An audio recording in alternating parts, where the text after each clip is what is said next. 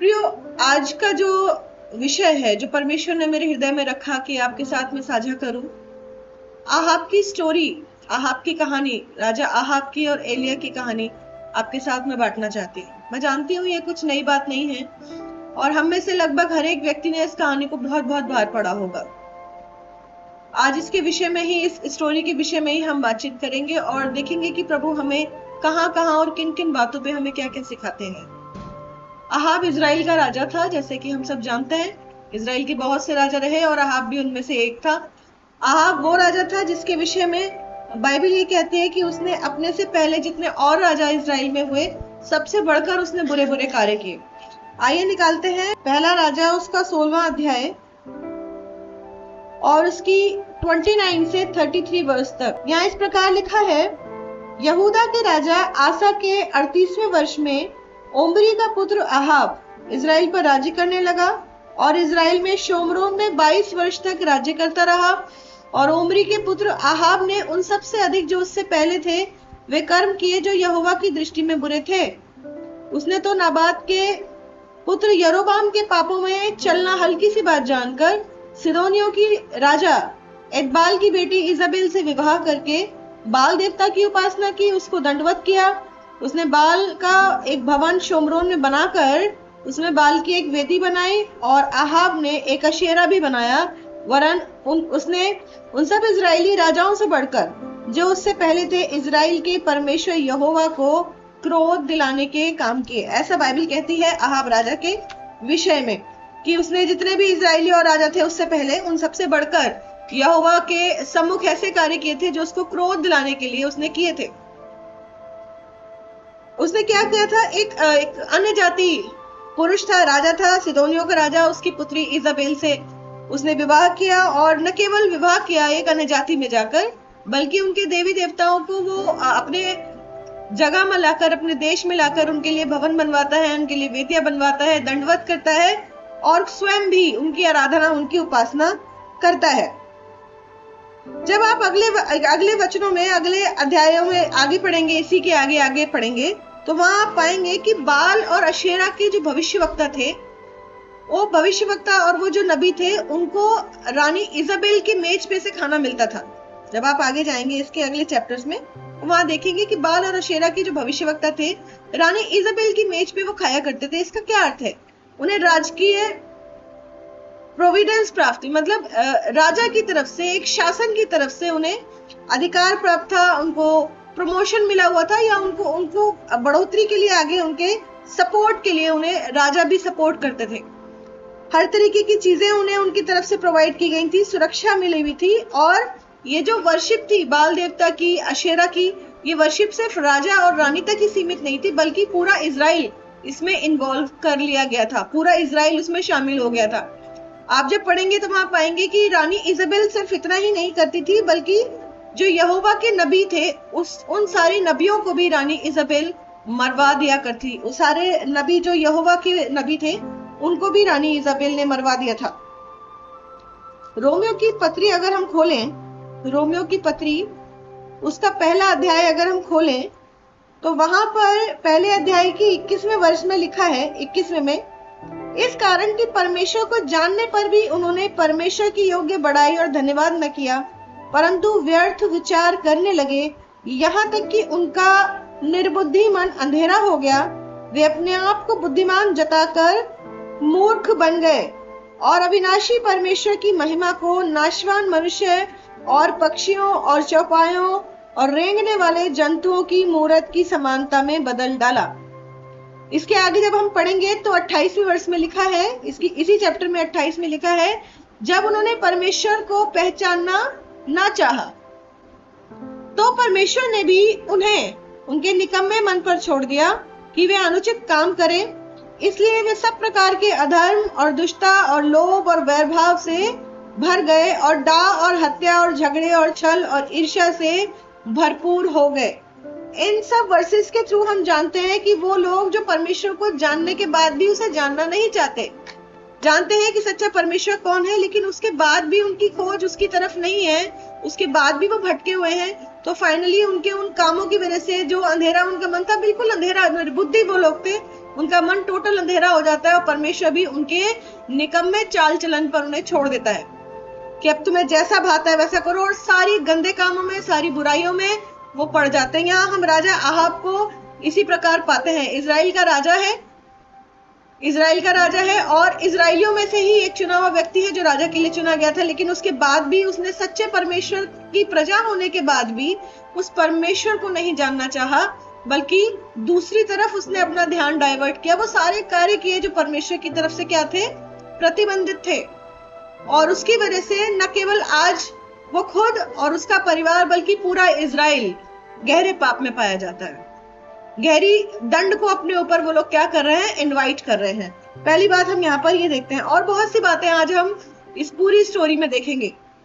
उसके बाद जब हम देखते हैं, आगे बढ़ते हैं, तो वहां पर यहोवा परमेश्वर का एक नबी, जो यहोवा का चुना हुआ नबी है और बहुत सामर्थी रीति पर पूरी तरीके से डेडिकेटेड, डिवोटेड है, एलिया, जिसके विषय में हमने सबने सुना है, वो राजा आहाब से मिलता है।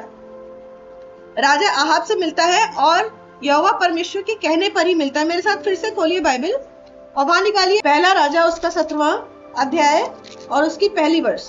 यहाँ लिखा है, तिशबी एलिया जो गिलाद के परदेसियों में से था, उसने आहाब से कहा, इजराइल का परमेश्वर यहोवा अपने आप को इंट्रोड्यूस करा रहा है राजा आहाब से। इजराइल का परमेश्वर यहोवा जिसके सम्मुख मैं उपस्थित रहता हूं, बता रहा है मैं परमेश्वर के सम्मुख उपस्थित रहता हूं, उसके जीवन की शपथ, इन वर्षों में मेरे बिना कहे ना तो मैं बरसेगा और ना ओस पड़ेगी। यहोवा ने बात एलिया से कहा था कि जाके आहाब को बोल, और ऐसा ही वो आहाब के सामने एक राजा के सम्मुख बोल रहा है। ये वो राजा है जिसकी पत्नी यहोवा के सब नबियों को मरवा रही है। सारे जितने यहोवा के नबी हैं उनको क्या करा रही है, घात करा रही है। लेकिन उसके बाद भी आज्ञाकारी एलिया इतनी हिम्मत जुटाता है, परमेश्वर के वचन के अनुसार राजा के सम्मुख खड़ा होकर कहता है कि यहोवा तेरे विरुद्ध क्या कहता है। यहोवा का ये कहना है कि मेरे कहे बिना ना तो आज के बाद मैं बरसेगा, ना तो बारिश होगी, ना ओस पड़ेगी अब। और उसके बाद ऐसा कह के वो वहां से चला जाता है। उसके बाद वहां से वो चला जाता है, यहोवा परमेश्वर के कहने के अनुसार ही वो छिप जाता है। पहले जाकर नाली में छिपता है, फिर सारपत की विधवा के यहाँ जाकर छिपता है। परमेश्वर उसके लिए रहने का इंतजाम भी करते हैं, सिर छुपाने का इंतजाम भी करते हैं, उसके खाने पीने की व्यवस्था भी करते हैं। कितना प्रेम परमेश्वर उससे करते हैं, उसकी केयर करते हैं। हम देखते हैं इन पदों में जब हम जाएंगे इस विषय में और देखेंगे कि एलिया को कहाँ कहाँ परमेश्वर ने छुपा के रखा। आहाब से क्यों छुपाया होगा उससे, क्योंकि आहाब लगातार ढूंढ रहा था। किसे ढूंढ रहा था, एलिया को ढूंढ रहा था। जब हम पढ़ेंगे आगे बाइबल में इसके चैप्टर, इसी के आगे अगले चैप्टर्स में, तो हम पाएंगे 18 चैप्टर के उसमें अगले पदों में कि वहां पर इन बीते वर्षों में, उसके बाद जो आने वाले साल हुए, लगभग 3 साल, राजा आहाब ने कोई ऐसी जाति, कोई ऐसा प्रांत नहीं छोड़ा जहां एलिया को उसने ढूंढा नहीं था। उसने अपना हर संभव प्रयास किया कि एलिया को पाए, क्योंकि एलिया के ही शब्द थे कि मेरे कहे बिना ना तो मैं बरसेगा और ना ओस पड़ेगी। और ऐसा हुआ, नहीं वहां बारिश हुई, ना ही ओस पड़ी, और भारी अकाल इजराइल में आया। आहाब ने पूरा प्रयास किया कि एलिया को वो ढूंढे, लेकिन नहीं ढूंढ सका। परमेश्वर ने वहीं रखा, छुपा कर रखा उसको, लेकिन आहाब राजा होने के बाद भी उसे ढूंढ नहीं पाया। कैसे परमेश्वर ने उसे पंखों में छुपाया, कैसे उसको सिर छुपाने की जगह दी, और उसके खाने पीने की हर चीज की व्यवस्था एलिया के लिए परमेश्वर ने की। जैसे वो परमेश्वर के लिए वफादार बना रहा, परमेश्वर भी उसके लिए उसकी केयर करते रहे, उसको प्रोवाइड करते रहे, अपने पंखों में छुपा कर उसको रखते रहे। बारिश ओस और पूरी तरह से बंद हो गई, और क्या हुआ, इजराइल में भारी अकाल वहां पड़ गया। उसके बाद दोबारा जब 3 साल लगभग पूरे होने पर थे, तब एलिया के पास यहोवा का वचन पहुंचता है और वो फिर से आहाब राजा से जाकर मिलता है। तब तक आहाब पूरी तरह निराश हो चुका होगा कि अब एलिया कहीं नहीं मिलेगा, क्योंकि वो पूरी कोशिश कर चुका था। अब जब वहां मिलता है तो एक बार फिर से देखें वो किस प्रकार से अब राजा से मिल रहा है। 3 साल के बाद मिला है, किस प्रकार से मिल रहा है। फिर से कौन है, इसी का 18 चैप्टर 18वां अध्याय पहला राजाओं का और उसकी 17वीं वर्ष में यहां पर लिखा है, एलिया को देखते ही आहाब ने कहा, हे इजराइल के सताने वाले, क्या तू ही है? उसने कहा, मैंने इज़राइल को कष्ट नहीं दिया, पर तू ही ने और तेरे पिता के घराने ने दिया है, क्योंकि तुम यहोवा की आज्ञाओं को टालकर बाल देवताओं की उपासना करने लगे। अब दूत भेजकर सारे इज़राइल को और बाल के 450 नबियों और अशेरा के 400 नबियों को, जो इज़ाबेल की मेज पर खाते हैं, मेरे पास करमेल पर्वत पर इकट्ठा कर ले। अहाब उसको कह रहा है, इज़राइल के दुख देने वाले क्या तू ही है? अहाब किससे बात कर रहा है? एलिया से कह रहा है कि तूने इज़राइल को दुख दिया, तूने ही तो कहा था कि तेरे कहे बिना ना बारिश होगी ना ओस पड़ेगी। आज देख किस हालत में से इज़राइल होकर गुजर रहा है, तू इज़राइल का सताने वाला है। एलिया का जवाब देखें, राजा को जवाब दे रहा है, मैंने दुख नहीं दिया, ये तू है और तेरा पिता का घराना है जिसके कारण इज़राइल पे सब बीत रहा है। अब क्या कर तू जा और जितने इज़राइल के लोग हैं सबको लेकर आ, जितने बाल के नबी हैं उनको लेकर आ, 450 नबी, अशेरा के नबी हैं उनको लेकर आ, ये वो सारे नबी हैं जो इज़ाबेल की मेज पे खाते हैं, सबको लेके आ और करमेल पर्वत पर इकट्ठा कर। ऐसा क्यों कर रहा है? क्योंकि एक बड़ा कार्य यहोवा परमेश्वर वहां करने पर है और जिसको करने के लिए यहोवा ने ही एलिया को वहां भेजा है। इस घटना को हमने कई बार सुना, इसके विषय में कई बार हमने मैसेजेस सुने हैं कि वहां क्या होता है। सबसे पहले, इससे पहले कि कुछ कार्य हो, वो सबसे पहले क्या करता है? एलिया क्या करता है? लोगों की तरफ फिरकर उनसे कुछ बोलता है। इससे पहले कि वो बड़ी घटना घटे, वो बड़ा आश्चर्य कर्म वहां हो, इज़राइलियों के सम्मुख इकट्ठा होकर वो कुछ कह रहा है। यहीं पे इसकी 20वीं वर्ष में लिखा है, 21वीं आयत में लिखा है, और एलिया सब लोगों के पास आकर कहने लगा, तुम कब तक दो विचारों में लटके रहोगे? यदि यहोवा परमेश्वर हो तो उसके पीछे हो लो, और यदि बाल हो तो उसके पीछे हो लो। लोगों ने उसके उत्तर में एक भी बात न कही। ऐसा किससे कह रहा है एलिया? संपूर्ण इज़राइल की प्रजा से कह रहा है। लोगों की तरफ मुंह करके उसने बोला है, कब तक दो विचारों में रहोगे? कब तक डुअल पर्सनैलिटी तुम जीते रहोगे? कब तक दो लोगों की सेवा करते रहोगे? एक साइड हो जाओ। अगर तुम यहोवा को परमेश्वर मानते हो तो यहोवा की उपासना करो, बाल को मानते हो तो बाल की करो, दोनों नाव में मत सवार हो। लेकिन वहां पर लोगों का क्या रिस्पॉन्स दिखता है? यहाँ लिखा है, उनके पास लोगों ने उसके उत्तर में एक भी बात ना कही। पहली बात तो ये यहाँ पे हम देखते हैं कि कितना करेज, कितना साहस एलिया के अंदर हम देखते हैं। यहाँ पर क्या ही हिम्मती व्यक्ति यहाँ पर वो दिखाई दे रहा है। ऐसी जगह पर खड़ा है जहां संपूर्ण प्रजा, सारे नबी, सबके सब बाल को सपोर्ट करने वाले लोग हैं। ये वो लोग हैं जिन्होंने यहोवा के नबियों को मार डाला है। उनके मध्य में अकेला रिप्रेजेंटेटिव है वो यहोवा परमेश्वर का। इतनी हिम्मत के साथ सबको ललकार रहा है, सबको सिखा रहा है, या उनकी आत्माओं को झंझोड़ने का काम वो अकेला कर रहा है। क्या कह रहा है कि दो नावों में कब तक रहोगे सवार? जो सच्चा परमेश्वर है उसी को चुन लो। लेकिन इनके आप रिस्पॉन्स को देखें। इनके सामने इनके पापों से मन फिराने का एक अवसर परमेश्वर ने एलिया की इन बातों के थ्रू उनके सामने रखा है। परमेश्वर की ही आवाज या उसके शब्द कह लीजिए एलिया के थ्रू इनके कानों में पड़ रहे हैं, लेकिन कोई हलचल नहीं। उनकी आत्माएं झंझोड़ी जा रही हैं, परमेश्वर का वचन उन तक पहुंच रहा है, उनको एक तरीके से वार्निंग दी जा रही है, उनको अलर्ट किया जा रहा है परमेश्वर के वचनों के द्वारा, लेकिन कोई हलचल नहीं है। पूरी तरीके से उनके जीवन ठंडे हैं। परमेश्वर की आवाज के प्रति कैसे हैं? पूरी तरीके से उदासीन पड़े हुए हैं, पूरी तरीके से ठंडे पाए जाते हैं। देखिए, जब आपके जीवन या किसी भी व्यक्ति के जीवन पूरी तरीके से परमेश्वर के प्रति उदासीन हो जाते हैं, ठंडे हो जाते हैं उसकी साइड से, तो परमेश्वर कितना झंझोड़े, कितना हिलाए, उसके लोग बात करे, परमेश्वर का वचन बात करे, अंतर नहीं आता चीजों में। लोग उन बातों से बाहर नहीं आ पाते। उसके बाद वो बड़ा कार्य जिसे करने के लिए परमेश्वर ने वहां सब लोगों को इकट्ठा किया, वो किया जाता है। चैलेंज करता है एलिया सबको कि तुम तो 450 लोग हो और मैं अकेला हूं। तुम अपने परमेश्वर से प्रार्थना करो, मैं अपने परमेश्वर से करवा, 2 बछड़े लाए जाएं, एक को तुम बलि करके चढ़ाना, एक को मैं चढ़ाऊंगा। आग कोई नहीं लगाएगा, ना तुम ना मैं, और जिसके बलिदान पर स्वर्ग से आग आएगी वही समझो कि सच्चा परमेश्वर है। पहला बलिदान करने की कि किसको देता है वो अपॉर्चुनिटी, वो अवसर किसको देता है? बाल के नबियों को देता है कि पहला बलिदान तुम करो, बछड़ा तुम चुनो, सारा चुनाव तुम्हारा, सब काम तुम कर लो पहले, मैं बाद में करूंगा। और वो लोग करते हैं। उसके बाद उन्होंने अपना जो होम बलि पशु था वो तैयार करके उसे लकड़ी पर रखा बाल के नबियों ने, और फिर किस प्रकार से उन्होंने वर्शिप किया उस चीज को हम देखेंगे आज। किस तरीके से ये लोग जो बाल के नबी थे वर्शिप कर रहे थे। आइए देखिए, इसी में 26वीं आयत में देखते हैं। तब उन्होंने उस बछड़े को जो उन्हें दिया गया था लेकर तैयार किया। ये बाल के नबियों की बात हो रही है।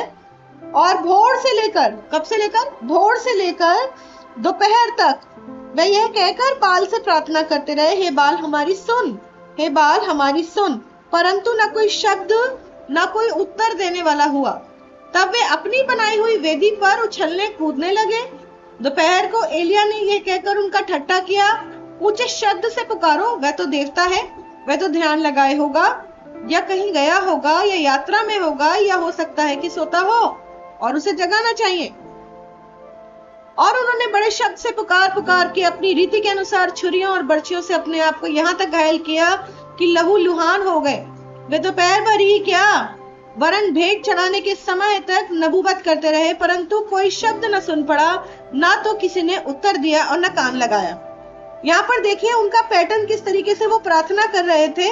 उन्होंने पूरे जोश में भरकर संपूर्ण हृदय के साथ वो प्रार्थना कर रहे थे। आप देखिए वहां लिखा है भोर से लेकर दोपहर तक प्रार्थना करते रहे। ये कहकर प्रार्थना करते रहे, हे बाल हमारी सुन। उनकी भक्ति में कमी नहीं है। होल हार्टेडली वो प्रार्थना कर रहे हैं, लगातार वो प्रार्थना कर रहे हैं, बिना थके प्रार्थना कर रहे हैं। और जब आंसर नहीं आ रहा है उसके बाद भी वो प्रार्थना कर रहे हैं। पूरा फर्म फेथ, उनका दृढ़ विश्वास वहां दिखाई दे रहा है उनकी प्रार्थनाओं के अंदर। न सिर्फ प्रार्थना कर रहे हैं, वेदियों पर कूदने लगे। दोपहर के बाद फिर क्या करा, अपनी ही वेदियों पर कितने जोश के साथ, कितना एक्टिव पार्टिसिपेशन उनका वहां उनकी वर्शिपिंग में दिखाई देता है। और एलिया उनका ठट्टा भी उड़ाता है, उनका मजाक भी करता है, लेकिन वो उस ठट्टे से निराश नहीं होते हुए दिखाई दिए। जब एलिया ने उनका मजाक बनाया तब वो निराश होते हुए नहीं दिखाई दिए, बल्कि क्या करने लगे, और ज्यादा गहराई से वर्शिप करने लगे। उनकी रीति के अनुसार वो अपने आप को छुरियों से और बर्छियों से काटने लगे, खुद को घायल करने लगे, लहूलुहान होने लगे। जो जो वो कुछ कर सकते थे वर्शिप में वो सब कुछ करते रहे। उनका डेडिकेशन में कमी नहीं थी, उनकी भक्ति में कमी नहीं थी। गलती कहाँ हो रही थी फिर? उनको आंसर तब भी नहीं आया, सब कुछ कर लिया, उन्हें आंसर तब भी नहीं आया। कहाँ गलती, कहाँ चूक हो रही थी? मिसगाइडेड थे वो, मिसगाइड किए हुए थे। जो परमेश्वर है ही नहीं, उनके सम्मुख जाकर जब परमेश्वर परमेश्वर चिल्ला रहे, मेरे पास अगर कुछ है ही नहीं देने के लिए, मैं नहीं दे सकती हूँ। जिसकी अथॉरिटी में कुछ नहीं है वो नहीं दे सकता है ना। तो एक गलत जगह पर, एक गलत एड्रेस पे जाके आप पार्सल लेकर जा रहे हो, क्या होगा फिर? आपका काम पूरा नहीं होगा। ऐसे ही कुछ यहाँ पर भी हो रहा है, काम अपना पूरा ईमानदारी से कर रहे हैं जैसा उन्हें सिखाया गया है या जो उनकी रीति है, लेकिन मिसगाइडेड है। और इसके बाद बारी आती है एलिया की। एलिया, इससे पहले एलिया की वर्शिप का तरीका देखें। इससे पहले कि वो बलिदान चढ़ाता, उसने क्या किया? यहोवा की वेदी को मरम्मत किया। ये बात हमें बहुत कुछ सिखाती है प्रियो। जब हम परमेश्वर के सम्मुख अपने सेक्रीफाइस को, अपनी प्रार्थना रूपी सेक्रीफाइस को, अपने वर्शिप रूपी सेक्रीफाइस को लेकर जाते हैं, उससे पहले जरूरी है कि एलिया के जैसा हम भी, हमारे मन में परमेश्वर के लिए वेदी है, उसकी हम मरम्मत करें। एलिया उस कार्य को यहाँ करता है और सिखाता है कि इससे पहले कि हम सेक्रीफाइस लेकर जाएं, हमें उस वेदी की मरम्मत करनी है। उसके बाद वो क्या करता है? वो सब तरफ बहुत गहरा गड्ढा खुदवाता है, जहां वो उसने अपने होम बलि पशु को रखा हुआ था, उसमें ढेरों पानी पड़वाता है। बहुत सारा पानी तो उन गड्ढों में चारों तरफ भर जाता है। सारी लकड़ी जिसके ऊपर उसका होम बलि पशु रखा था, होम बलि पशु सब भीग जाता है पानी में, तरमतर हो जाता है। और उसके बाद एक छोटी सी प्रार्थना वो यहोवा परमेश्वर से करता है, एक छोटी सी विनती वो प्रभु से करता है। क्या करता है? इसको 36 में लिखा है, फिर भेंट चढ़ाने के समय एलिया नबी समीप जाकर कहने लगा, हे अब्राहम, इज़ाक और इजराइल के परमेश्वर यहोवा, आज ये बात प्रकट कर कि इजराइल में तू ही परमेश्वर है और मैं तेरा दास हूँ, और मैंने ये सब काम तुझसे वचन पाकर किए हैं। मैं अपनी मन से नहीं कर रहा, बल्कि अपनी आग को स्वर्ग से भेजकर ये सिद्ध कर दे कि मैं तेरा दास हूँ, तू परमेश्वर है, और जो कुछ यहाँ हो रहा है वो तेरी मर्जी से हो रहा है, तेरे वचन के अनुसार हो रहा है। हे यहोवा, मेरी सुन ले, मेरी सुन कि ये लोग जान ले कि हे यहोवा तू ही परमेश्वर है और तू ही उनका मन लौटा लेता है। इसके बाद स्वर्ग से आग आती है, और क्या पानी, क्या गीली लकड़ी और क्या भीगा हुआ होम पशु सबका सब क्या हो जाता है, सब भस्म हो जाता है, सब भस्म हो जाता है। ये बात वहां उनकी शर्त के अनुसार, उनके बीच में एक शर्त लगी थी, उसके अनुसार प्रूव हो जाती है यहोवा ही परमेश्वर है, और लोगों ने माना। इसी में अगर आप देखें तो इसकी 39 आयत में लिखा है, सब लोग मुंह के बल गिरकर बोल उठे, यहोवा ही परमेश्वर है, यहोवा ही परमेश्वर है। लोगों में एक चेंज आता है, वो एक्सेप्ट करते हैं परमेश्वर की सच्चाई को, लेकिन टेम्परेरी बेसिस पर। एक परमानेंट चेंज वहां दिखाई नहीं देता। उसके बाद आगे की जब वर्सेस आप देखेंगे, आपको पता चलेगा कि अकाल खत्म हुआ, बारिश हुई और बहुत कुछ हुआ। परमेश्वर के बड़े बड़े कार्यों को देखने के बाद भी वो मन जो कठोर थे, जो ठंडे थे, बाद में भी ठंडे रहे। एक्सेप्ट तो किया, लेकिन टेम्परेरी बेसिस में क्या, वापस उन चीजों में जाते हैं। अहाब, रानी इजाबेल, अहाब ने भी तो वो सारी चीजें देखी थी। रानी इजाबेल को जाके उसने सब कुछ बताया और पूरा विवरण उसने बताया होगा। एलिया ने किया क्या था, जब ये महान आश्चर्य कर्म हो गया, उसके बाद जितने भी बाल के नबी थे उसने उन सबको मार दिया था। अहाब ने सारी बातें जब इजाबेल को बताई, अपने वाइफ को बताई, तो उसने ये बात भी बताई। और रानी इजाबेल, जिसको कि ये बात जानकर उसका भी मन बदलना चाहिए था, क्योंकि ये एक छोटी घटना नहीं थी, ये एक बहुत बड़ा एविडेंस था, लेकिन उसके मन में इस तरह की कोई भी बात बाइबल रिकॉर्ड नहीं है यहाँ पर कि उसके हृदय में थोड़ी भी हलचल हुई। बल्कि 19 चैप्टर में लिखा हुआ है, 19 चैप्टर में जब अहाब से उसने सारी बातें जान ली और उसे पता चल गया कि कैसे बाल के नबियों को एलिया ने पकड़ पकड़ कर मारा है, तब उसने क्या बोला, 19वें अध्याय की 2nd वर्स में लिखा है, तब इजाबेल ने एलिया के पास एक दूत से कहला भेजा, यदि मैं कल इसी समय तक तेरा प्राण उनका सा न कर डालूं, तो देवता मेरे साथ वैसा ही वरन उससे भी अधिक करे। यह देख एलिया अपना प्राण लेकर भागा और यहूदा से के बेशेरबा को पहुंचकर अपने सेवक को वहीं छोड़ दिया। परंतु वह स्वयं जंगल में एक दिन के मार्ग पर जाकर एक झाऊ के पेड़ के तले बैठ गया। वहां उसने ये कहकर अपनी मृत्यु मांगी, हे यहोवा, बस अब मेरा प्राण ले ले, क्योंकि मैं अपने पुरखाओं से अच्छा नहीं हूं। और ऐसा कहकर वो उसी झाऊ के पेड़ के नीचे क्या हो जाता है, वो सो जाता है। वो सो जाता है। इजाबेल को हम कैसे देखते हैं यहाँ पर, सबसे ज्यादा ठंडा व्यक्ति, सबसे ज्यादा कोल्ड हार्टेड पर्सन, जिसके ऊपर परमेश्वर के कार्यों का, इतनी बड़ी घटना का कोई असर नहीं हुआ, और उसके बाद अब भी वो क्या कर रही है, वो यहोवा के नबी को ललकार रही है और कह रही है, मैं तुझे कल तेरा हाल उन्हीं के जैसा ना कर दूं तो मेरे साथ परमेश्वर ऐसा करे। अब इसके बदले में जब हम एलिया का रिस्पॉन्स देखते हैं तो थोड़ी हैरानी होती है, जो होनी लाजमी है। एलिया डरता है, उसकी बात, रानी की बात को सुनकर, या उसका जो दूत के द्वारा एक संदेश उसके पास भेजा था, एलिया डरता है, अपना जान बचाकर वहां से भागता है। लिखा है एलिया अपना प्राण लेकर वहां से भागा। एलिया को अभी तो हमने कुछ देर पहले बहुत ज्यादा करेजियस देखा था, बहुत साहसी देखा था, तमाम लोगों के बीच में अकेला खड़ा हुआ है, वो यहोवा परमेश्वर को रिप्रेजेंट कर रहा है, ललकार रहा है, बाल के नबियों को उन्हें मार रहा है, और खुद उसने यहोवा परमेश्वर की सामर्थ को, उसके प्रेम को, उसकी केयर को, उसकी सुरक्षा को देखा है। कैसे कौवे के थ्रू उन्होंने खाना खिलाया, कैसे विधवा के घर में रहने का, खाने का इंतजाम किया परमेश्वर ने, सारी बातों को तो वो देखता आया। इतना बड़ा आश्चर्य कर्म यहोवा परमेश्वर ने इसके द्वारा उस जगह पर कराया। लेकिन एलिया अब डर गया है। एलिया अब डर गया। ये अपने आप में थोड़ा सरप्राइज करने वाली बात है कि एलिया जैसा व्यक्ति वहां पर डर गया है। वो डर गया है, और केवल डरा ही नहीं है, अपनी मृत्यु मांग रहा है। परमेश्वर से क्या कह रहा है, यहोवा बस कर, मेरा प्राण ले ले। मृत्यु मांग रहा है। कितनी आयरनी की बात है, मृत्यु वो व्यक्ति मांग रहा है जिसको मृत्यु कभी मिली ही नहीं, जिसको परमेश्वर ने मृत्यु दी ही नहीं, वो ऐसे ही स्वर्ग पे उठा लिया गया। एक ऐसा व्यक्ति परमेश्वर के सम्मुख मृत्यु मांग रहा है जिसकी परमेश्वर की नजरों में क्या ही वैल्यू है कि उसको जीवता ऐसे ही अग्निमय रथों में बैठाकर परमेश्वर ने स्वर्ग पे अपने पास बुलाया। लेकिन वो अपनी वैल्यू नहीं जान रहा है, वो परमेश्वर की नजरों में अपनी वैल्यू नहीं जान पा रहा है, वो सिर्फ डर गया। क्यों नहीं जान पा रहा? क्योंकि वो इस वक्त डर गया है। और उसके डरने के पीछे कारण है उसने क्या सोचा होगा कि परमेश्वर इतना बड़ा कार्य लोगों के सम्मुख कर रहे हैं, इजराइल के सम्मुख कर रहे हैं, राजा रानी के सम्मुख कर रहे हैं, एक बड़ा रिवाइवल आ जाएगा। चिन्ह और चमत्कार जब लोग देखेंगे तो उनके हृदयों में क्या आ जाएगा, एक बड़ा चेंज आ जाएगा, एक बड़ा रिवाइवल आ जाएगा। वो उसे नहीं दिखाई दिया, लेकिन इतना बड़ा कार्य होने के बाद भी लोगों के अंदर वो रिवाइवल जो वो शायद एक्सपेक्ट कर रहा होगा नहीं दिखाई दिया।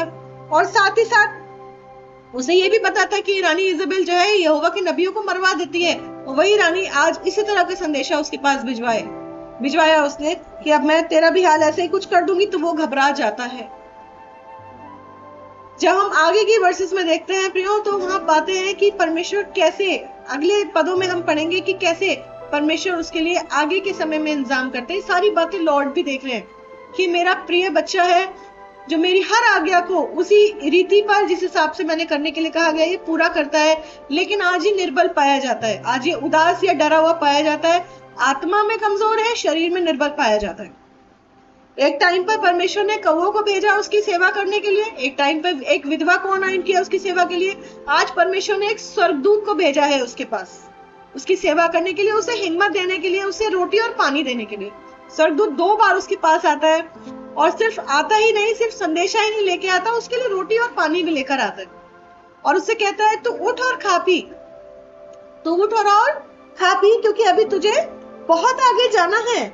यहाँ इसी 19 चैप्टर की वर्सेस में 2 बार ऐसा है कि उसने उठा, खाना खाया पिया, पहली बार खाया पिया, फिर से सो गया। 7वीं वर्ष में लिखा है, 7वीं आयत में 19 में, दूसरी बार यहोवा का दूत आया और उसे छूकर कहा उठकर खा, क्योंकि तुझे बहुत लंबी यात्रा करनी है।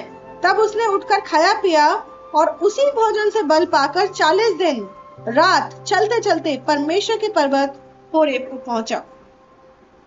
परमेश्वर जानते थे ये मेरा वो दास है जिससे अभी मुझे बहुत काम लेना है, जिसके लिए अभी आगे बहुत काम बाकी है।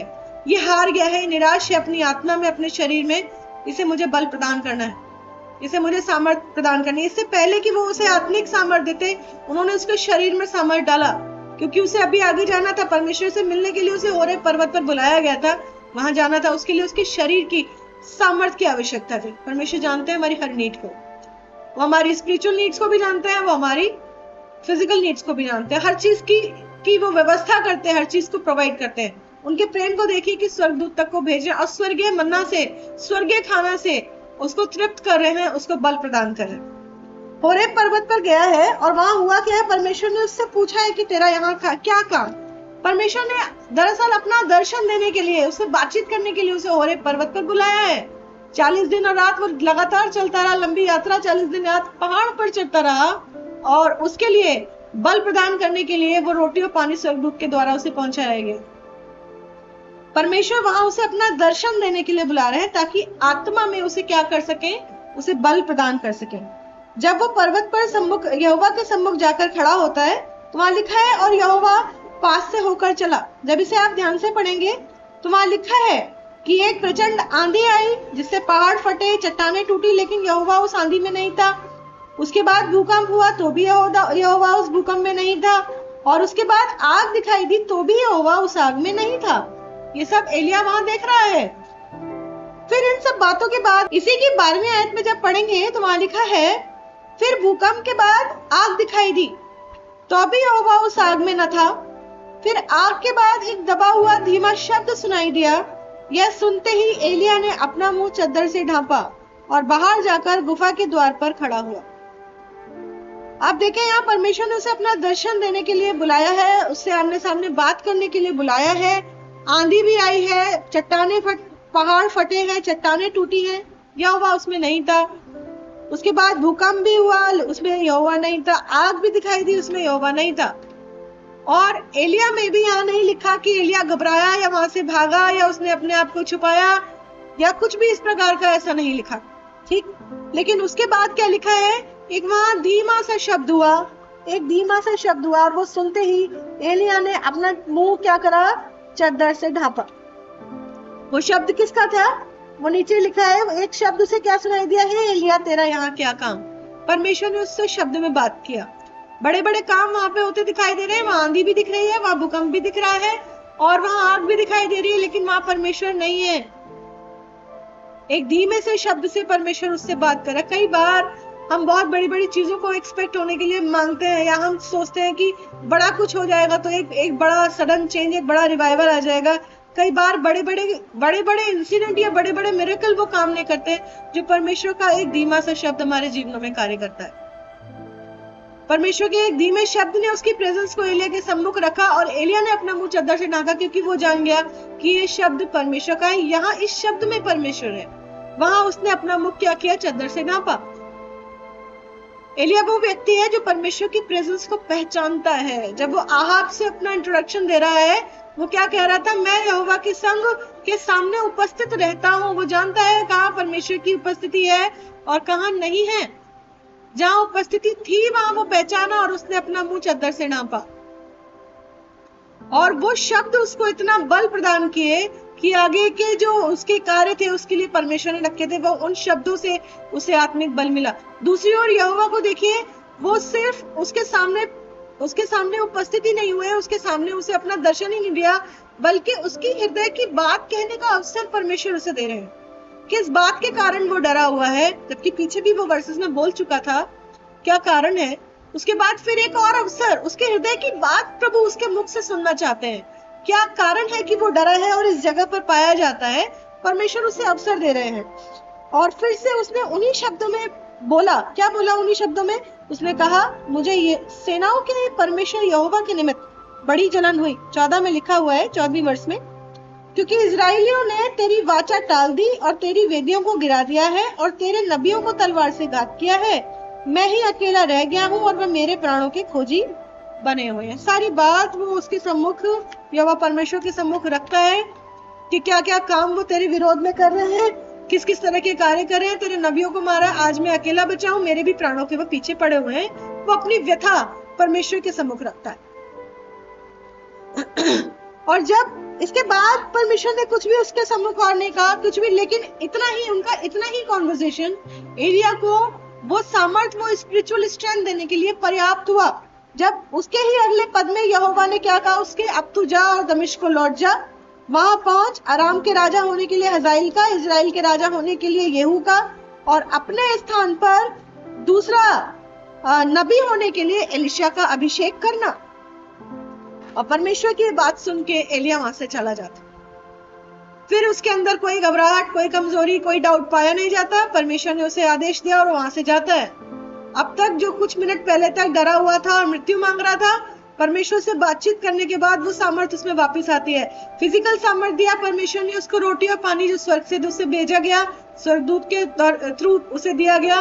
और अब स्पिरिचुअल स्ट्रेंथ परमेश्वर से बातचीत करने के दौरान प्रिय वो पाता है, प्रभु का दर्शन करने के दौरान वो पाता है। और न केवल वहां से जाता है, बल्कि लोगों को, राजाओं को और अगले नबी को अनॉइंट करने का काम परमेश्वर उसके द्वारा कराते हैं। एलिशा के रूप में आने वाला एक नबी जो उसके बाद नबी होगा इजराइल पर, वो उसे देते हैं। साथ साथ उसे एक कंपेनियन देते हैं। वो लगातार ये कंप्लेन कर रहा है, मैं अकेला रह गया हूँ, यहोवा के नबियों में मैं अकेला रह गया हूँ। परमेश्वर एक साथी का इंतजाम उसके लिए करते हैं, ले तू अकेला नहीं है, एक और साथी मैं तेरे लिए दे रहा हूँ। न सिर्फ तेरे जीवन काल में तेरे साथ रहेगा, बल्कि तेरे बाद नबी होने के लिए वहां ठहराया जाएगा। और इसके बाद इसके लास्ट में भी लिखा है, इसी टॉपिक में वहां लिखा है 18 में, तो अभी मैं 7,000 इजराइलियों को बचा रखूंगा। ये तो वे सब हैं जिन्होंने ना तो बाल के आगे घुटने टेके और ना मुंह से उसे चूमा है। परमेश्वर इन शब्दों में भी एलिया को ये बता रहे हैं कि तू अकेला नहीं है, तू अकेला नहीं पाया जाता। अभी भी 7,000 लोग ऐसे पाए जाते हैं, 7,000 इजरायली आज के समय में भी ऐसे हैं जिन्हें मैंने बचा कर रखा है, और जिन्होंने बाल की सेवा नहीं की, वो यहोवा ही को मानते। तू अकेला नहीं है, तू घबरा मत।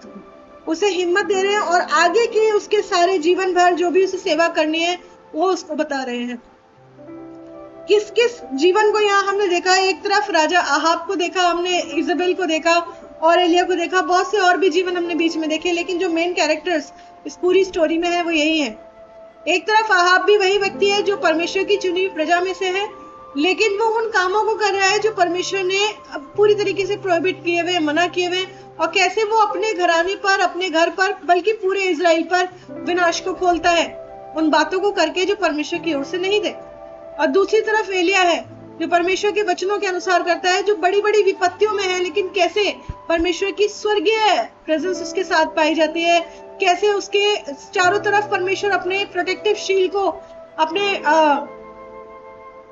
सारे उसके परेशानियों के समाधान को लॉर्ड उसके लिए रखते हैं, कैसे उसको सुरक्षा प्रदान करते हैं। और कैसे उसे फिजिकल और स्पिरिचुअल स्ट्रेंथ देते हैं। इन बातों से आज हम क्या सीखते हैं? परमेश्वर आज हमें क्या सिखाते हैं? आज हमें वो यही सिखाते हैं कि परमेश्वर कभी किसी को छोड़ने वाले परमेश्वर नहीं है। वो केवल तब छोड़ते हैं, जैसे कि आपके केस में हम देखते हैं, इजाबेल के केस में, जब परमेश्वर को जान के भी उसे पहचानना ना चाहा तो परमेश्वर ने उन्हें उनकी मन की इच्छाओं पर छोड़ दिया।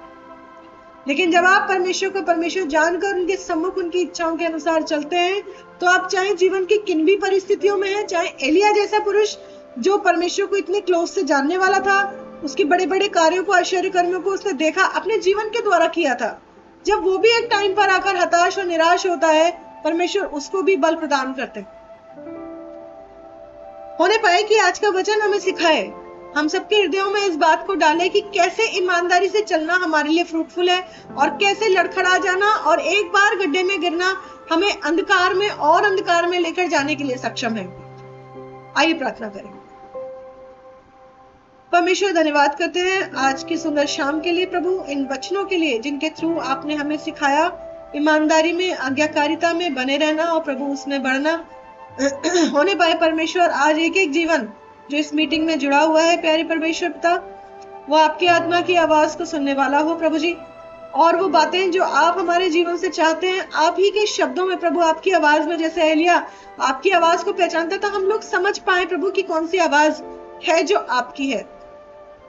उस आवाज को समझकर प्रभु उसके अनुसार चलने के लिए आप सामर्थ्य प्रदान करें, और हर एक उन जगहों पर जहां निराश और हताश पाए जाते हैं, जहां अपने जीवन से थके हुए पाए जाते हैं, प्रभु आप अपनी स्वर्गीय सामर्थ्य से भरकर एक एक जीवन को उठा खड़ा करें और फिर से अपने राहों पर, अपने रास्तों पर चलने के लिए एक एक को अभिषेक करें, आशीषित करें। इस प्रार्थना को प्रभु यीशु हम आपके हाथों में सौंपते हैं और एक एक जीवन को आपके नाम से ब्लेस करते हैं। यीशु मसीह के नाम से मांगते हैं, आमीन।